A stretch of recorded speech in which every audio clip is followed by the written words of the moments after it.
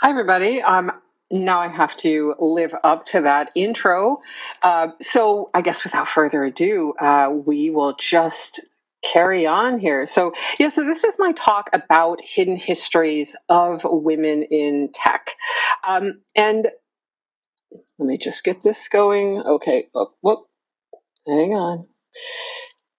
Okay, so I'm going to talk about the hidden histories of women in tech. And in this specific talk, I'm going to tell you, I guess, 5 different stories. And no, you don't need to know how to code to do this. This is just my way of putting it in a slide.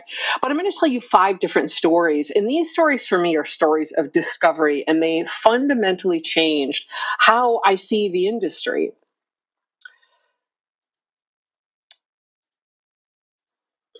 So the first story is usual suspects. And when we're talking about women in tech, people usually bring out what I refer to as the usual suspects. So the first person who comes out, and she's super worthy, don't get me wrong, is Ada Lovelace. So Ada actually invents the very idea of programming in 1843.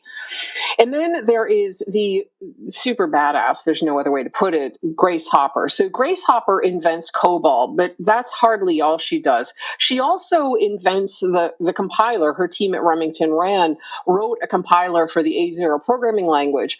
And they actually coined the term compiler to describe it. She also happened to find the first computer bug. Quite literally, there is the bug in question, and so that's well, I'm not so happy about the bug part, but those are all the things that she did.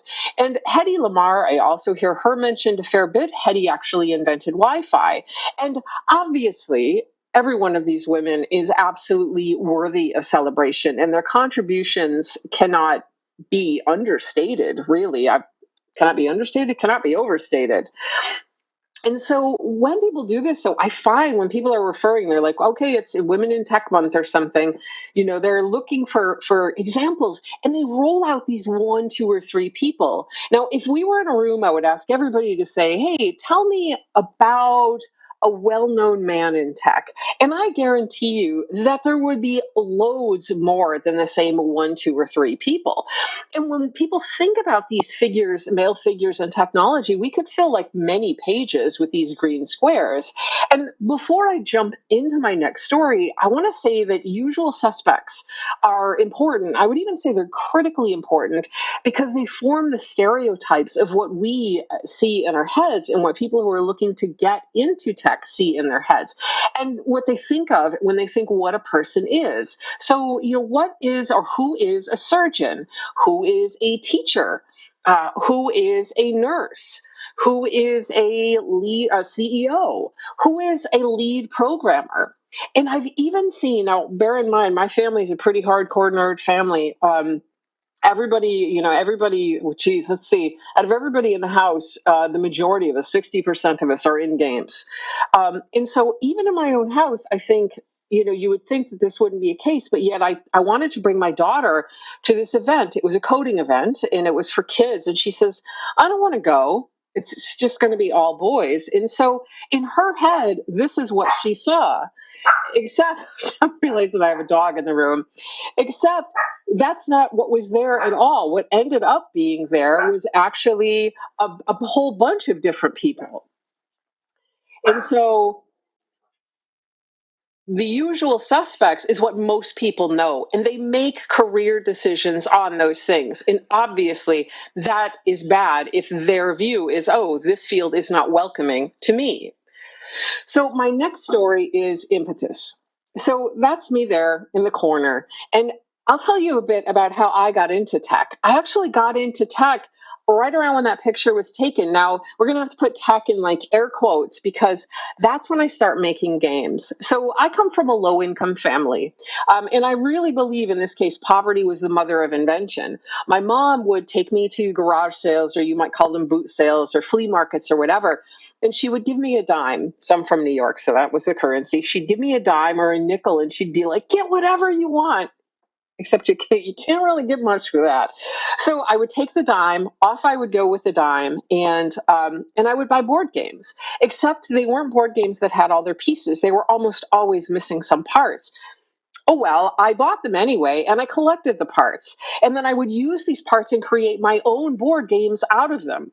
So I also remember when I was 10, like I had a friend give me a board game and I was like, "Oh, yes." I opened the brand new box up. It was Monopoly, flipped it over and I was like, "What do you guys want me to make?" She looked at me like I was absolutely bonkers. So I get D&D also probably at a flea market from my mother.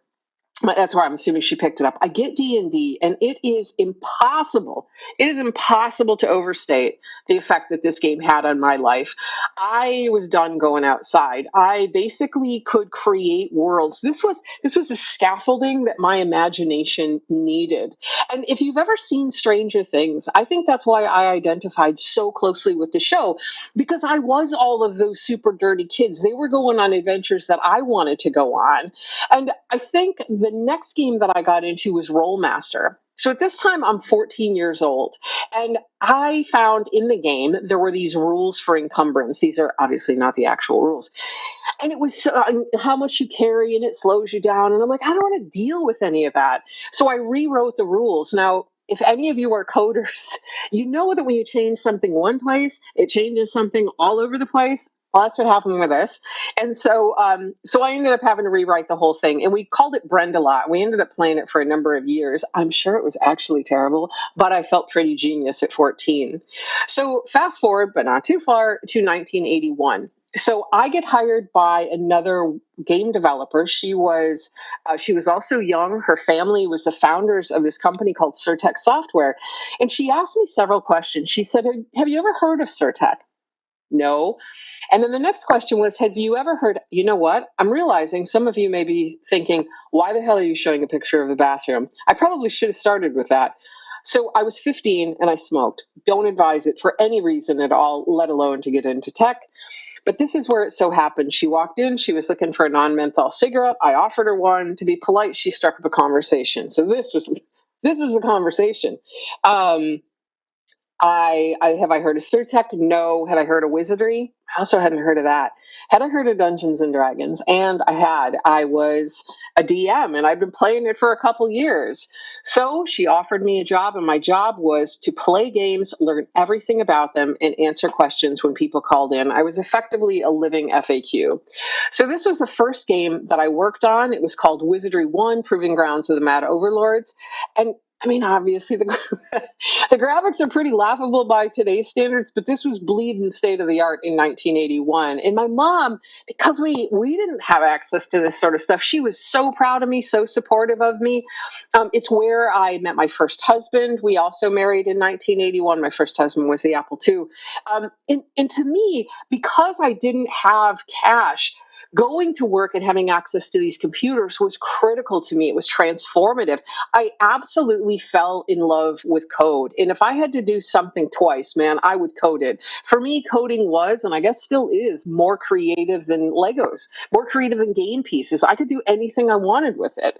I convinced my high school to offer a programming class, which I unbelievably left because that's when I got the full-time job in the game industry. So before I even get into college, we managed to put out a whole bunch of games during those years. And I was able to save enough money to put myself through college. And during that time, I never saw myself as a woman in a man's world because my world was actually mostly women. So when I joined Surtech, it was right after this picture. And you can see that there's 4 women there, and I joined. So we have 5 and 5. The company actually had gender parity then. Now, fast forward 30 years, and I've been in the game industry the whole time, but 30 years on, I start teaching at a university. I'm still making games, but I'm also teaching. And I get put in charge of their diversity initiative. And I want to say that to me, this was actually pretty great. I was so into this. There's a program called the Athena Swan program, and it basically gives you sort of a framework. Like, here's everything you really should look at to ensure that you are really honoring people wherever they are in the gender spectrum, and that you are doing everything you can to ensure diversity for people. And so I thought this was so cool. So I put together this whole thing, and I sent it out into the entire department. Actually, not just the department. I sent it out to the entire school. And I'm like, yes, this is going to be great. 20 minutes later, I get back an email that included the text, half-baked populist jargon, and basically said, this is garbage. Why are we even doing this? It was sent to everybody, I want to note. And one of the key points that it added was women just aren't interested in tech. And the writer of this email sent, and this is a direct quote, and the writer said that, he cited all these studies, and they were studies that were flawed, as if I can't go Google those studies myself.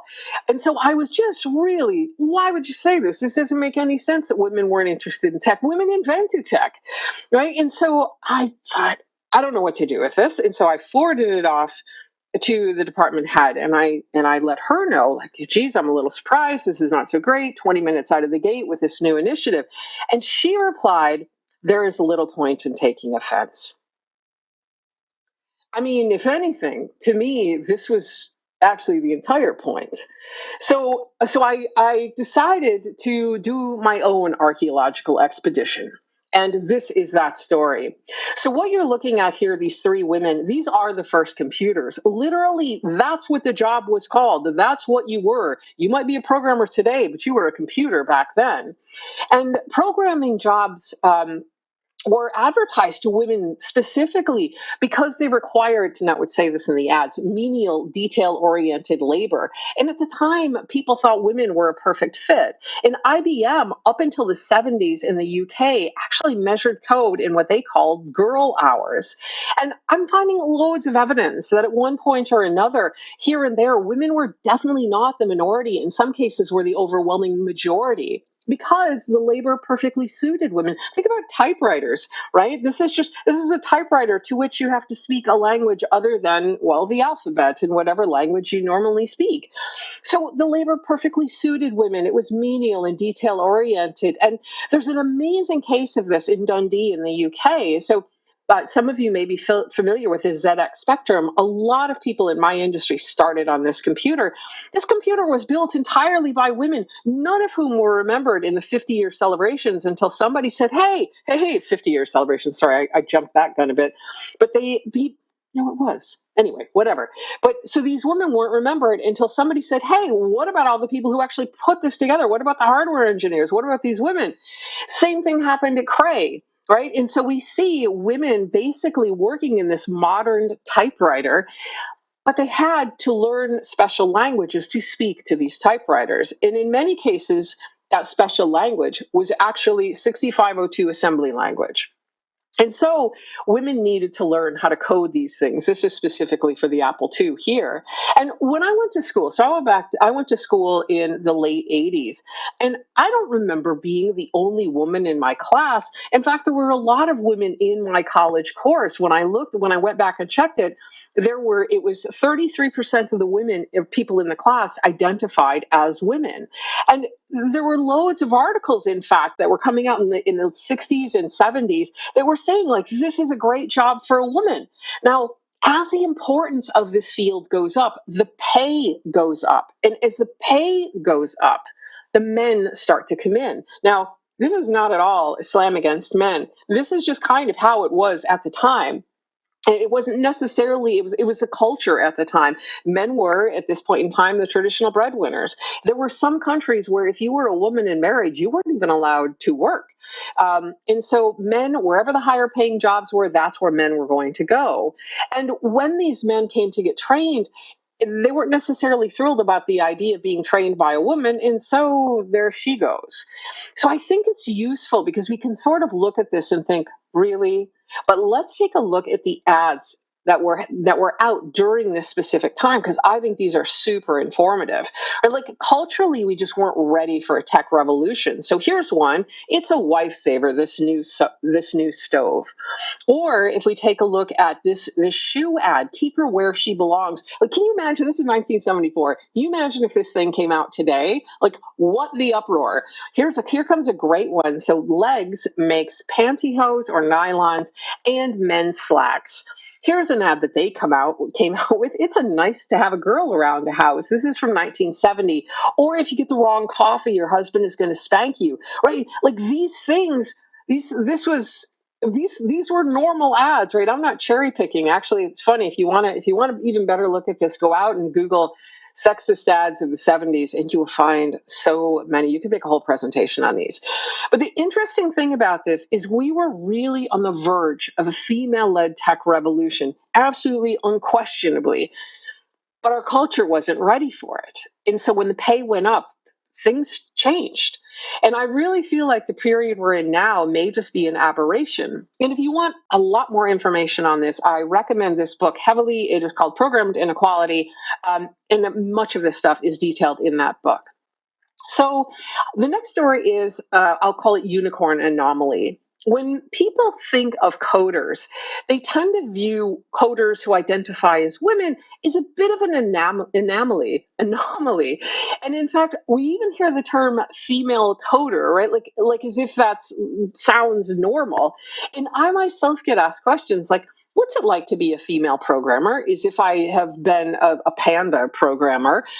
Or I get, what's it like to be a female game designer? What's it like to be a woman in tech? And, as if there's one answer to that question, right? And of course there's not. There's so many different answers to that question. And if I tried to say, no, I'll answer on behalf of all women, I'm pretty sure all women would tell me to shut the hell up. So I've heard lots of stories. Like, for instance, Amy Hennig, she's an absolute rock star game designer, game director. And if you ask her, Amy will say, like, yeah, man, I've had a great time in the industry. But then I've heard some absolute horror stories from other women that strongly suggest the opposite. So there's a wide variety of experiences. And I myself have had a largely great experience. Probably the weirdest thing that happened to me was I was at a conference and I was talking to this guy who was a really well-regarded game designer, absolute giant in my field. Obviously, this is not to scale, but I remember just thinking, as an American, we're overly fascinated with celebrity, and I'm just like, oh my God, I can't believe I'm talking to this guy. This is just crazy. And so I was thrilled. And so we were talking probably for 25, 30 minutes, and he moved his code over, and there was an erection. There was. And now, mind you, I've spent my life behind screens. I have no idea how to deal with this. There was no way to reboot this thing. There was no way to just shut the screen off. I did not know what to do. And he asked me if I wanted to do anything with it. And of course I didn't want to do anything with it. I don't even remember what I said. I felt like a deer caught in the headlights. It was an incredibly awkward situation. I was somewhat scared by the oddity of it. I don't even remember how we got out of there, right? But as we were walking back through the conference, fortunately it was in a semi-public area. So, the bigger threat couldn't say, I couldn't, I knew there was only so far this could go. But as I was walking back through the conference, he was sort of following me, and I'm like, oh my God. And I just wanted to tell everybody, get away from that man. That man is sprung. And anyway, pretty gross situation. So some of the other questions I get asked, what would you say to other women who wanted to be in tech? Or would you join our panel on women in games? Or would you be our diversity speaker? And then there's the statements that need to be debunked, like women don't like tech. And it seems, interestingly enough to me, that it becomes so much more about my gender than my work. Now, mind you, my husband he's an indigenous game creator. He's Cherokee and Yaqui. He has been asked maybe twice what it's like to be an indigenous game creator, whereas I've probably been asked 200 times at least. And it's not just me that it happens to. It happens to anybody who's perceived as somebody who is other than what the majority is. And one of the craziest examples of this actually happened with Amal Clooney. So she's a human rights lawyer, and she was at the European Court of Human Rights, and she's arguing a case on the genocide of 1.5 million people. This is obviously a woman who's doing life-changing work. And when she walks out, somebody said to her, "Who are you wearing?" I mean, that's what she was wearing. What do you mean, who is she wearing? You had an opportunity to ask a profoundly brilliant woman a question, a woman who's changing the world. And that's the question you asked instead of this. We could have learned from this question. Now, it happened to her again. Here she is talking also. She's talking about ISIS in this case. But Time magazine focuses on her baby bump. And I want to be clear that when I'm saying all of these things about gender, race, sexuality, culture, that I know all these things are important, and I know that there are talks that are needed and panels that are needed. But I feel like sometimes we just sort of take like, oh, okay, let's just have this panel so that we make people feel happy instead of inviting people to regularly talk about their work, because ultimately we are more than just these things, right?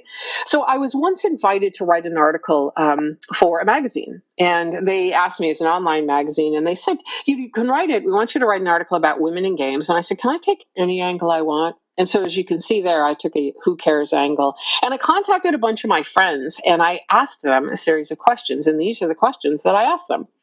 So I found them and I said, like, can you tell me what's it like to be a male game designer? These are the actual answers that I got. What? Um, that doesn't make any sense, Brenda. Some more what? Wow, that is a pretty niche topic there. But I doubled down and I followed up with this. So, what advice do you have for men looking to break into tech? Like, I know right now that there's at least 10 women in the audience nodding because they have been asked this question about 300 times each. And it sounds normal, I guess, when you put what advice do you have for women looking to break in, but it seems utterly ridiculous when you turn the tables. But I asked that question. These are the answers that I got. Wait, you're actually being serious. Is this a joke? So, just as a spoiler alert, I have never once said I want to grow up in code as a woman. I never said I wanted to play games as a woman. In fact, I don't even know that I have any gender-based goals.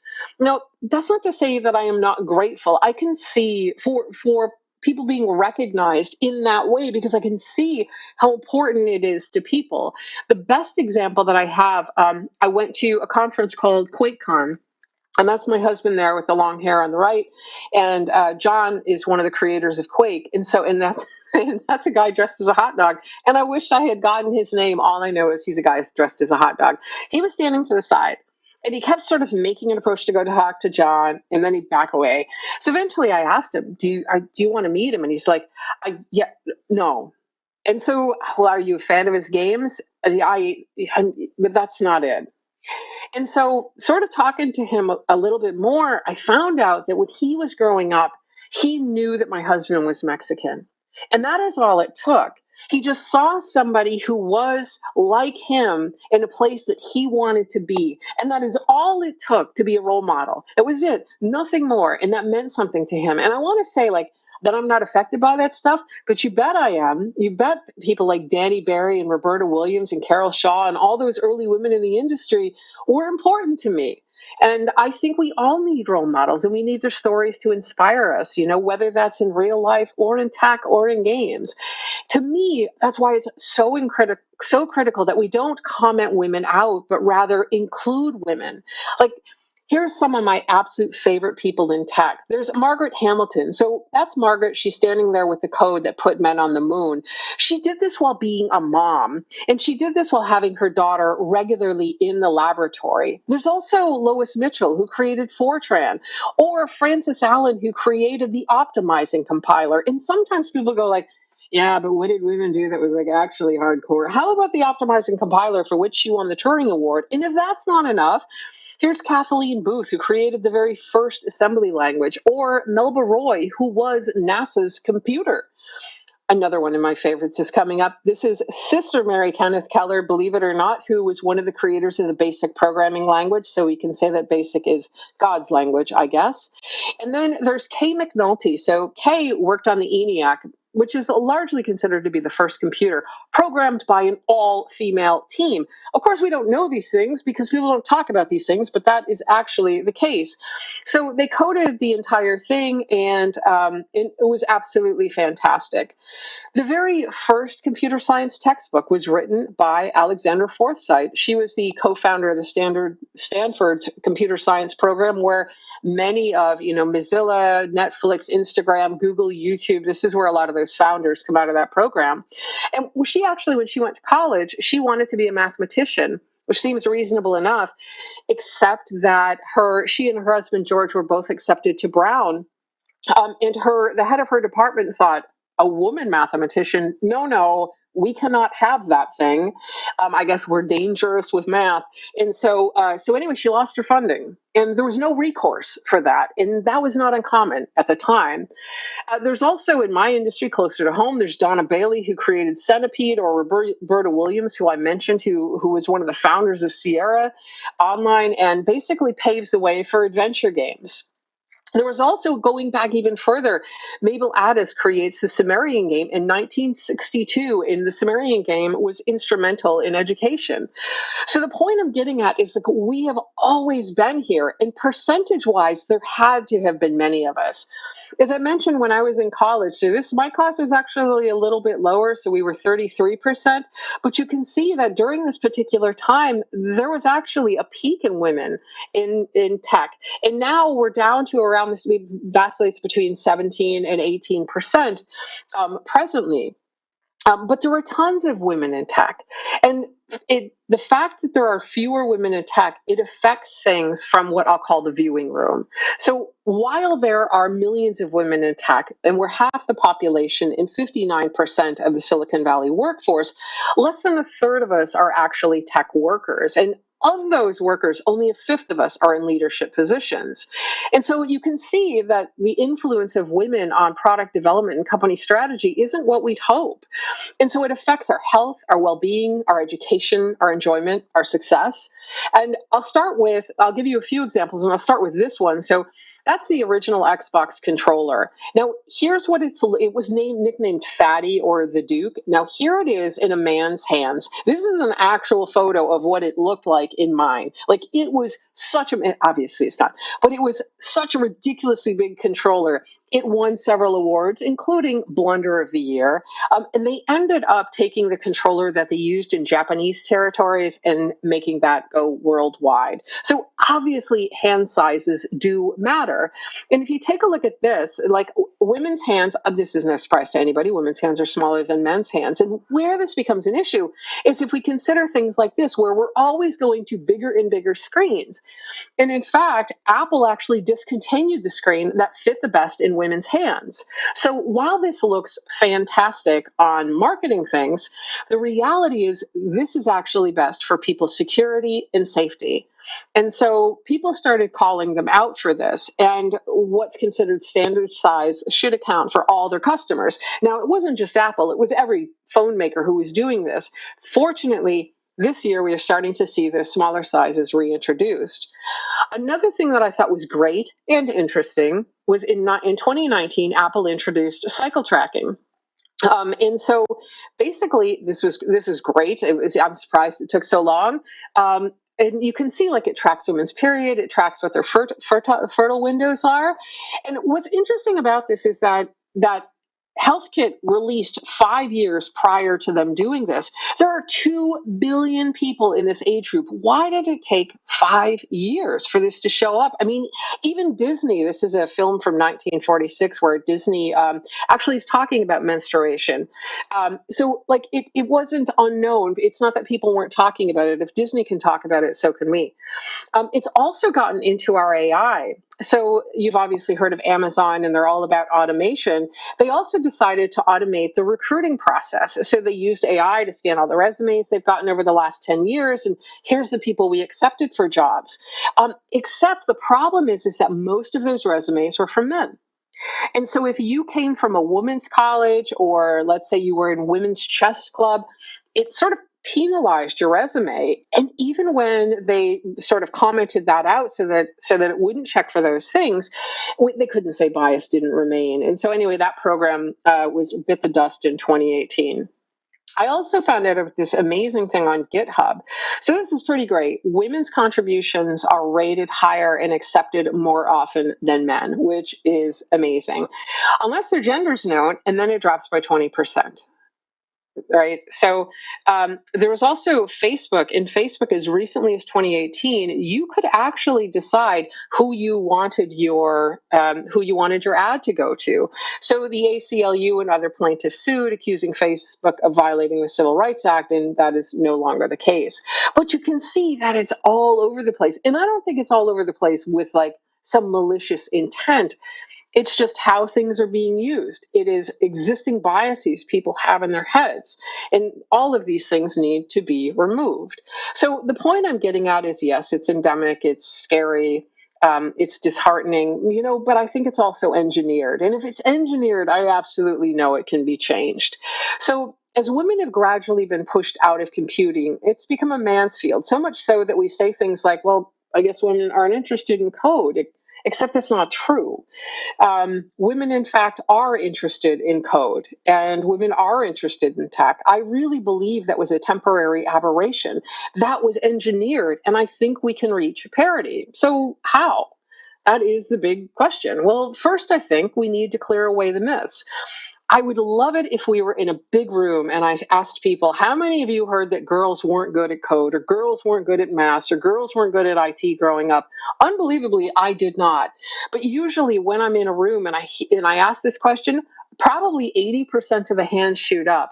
And the interesting thing is that women are actually good at maths and IT. And in fact, everybody is, unless they're told that they're not. And if they're told they're not good at something, they start living down to it.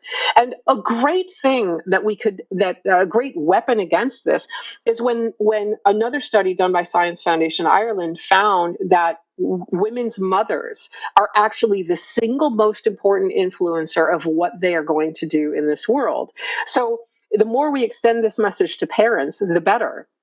So it must change, right? Like, women were the original computers. We actually created code. We created programming languages. We built machines. We actually put a man on the moon. And just to be kind of ridiculous about it, like, a woman actually built the man that was put on the moon as well. The point I want to get to, though, this isn't about exclusion. It's about diversity. Like, sometimes people might say, like, oh, wait a minute, you want to, like, you want to get a bunch of men out of the room. No, like, I don't care who is in the room. I just want to make more chairs available to get more diversity of thought in there. I don't want people being left out for ridiculous reasons. It's about getting to equal, because study after study after study shows that diverse teams are better in work and education. So it's important that we clear away the barriers. And furthermore, it's just the business case. Like, while this is working right now for companies, this is actually where we're heading. We need more bodies, more skilled bodies, and it becomes more important than ever to figure out why people are staying out. I think it wouldn't hurt to change the marketing. Like, when I decided a couple years ago to get back into C programming, this is what I found. This is the first course that was offered. It was also the most highly rated course, right? And I was like, man, I have 3 daughters, and I thought, like, if I share this with my daughters, like, what they're going to see is, like, I'm old and I'm white and I'm a guy, right? Like, what about Margaret Hamilton? Why couldn't we have Margaret Hamilton there? She looks like somebody I want to emulate.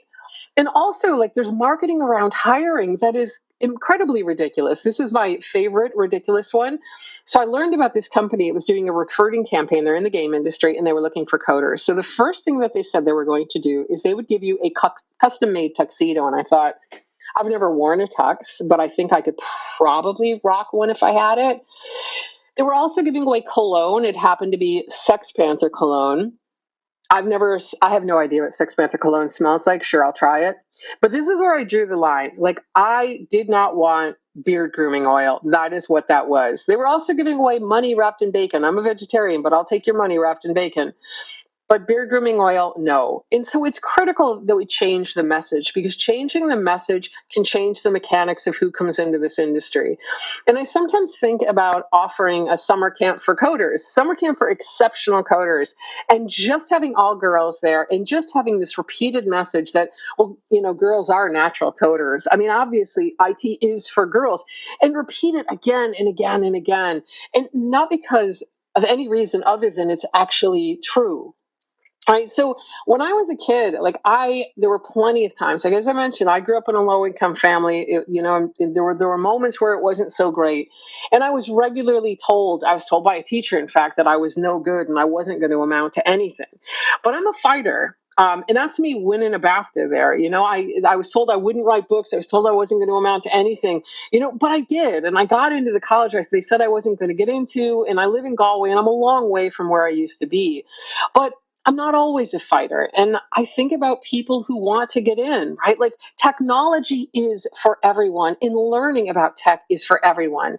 And I want anybody who wants in that door to find a way in. And my hope is that we can build a ladder for school kids to become entry level, to become graduates, to become educators, to become lead coders, to become tech directors, so that maybe someday when we look at this picture, we don't think like, oh my goodness, it's girls coding. We just think, yeah, man, it's some people writing some code. Thank you very much. I hope you enjoyed it.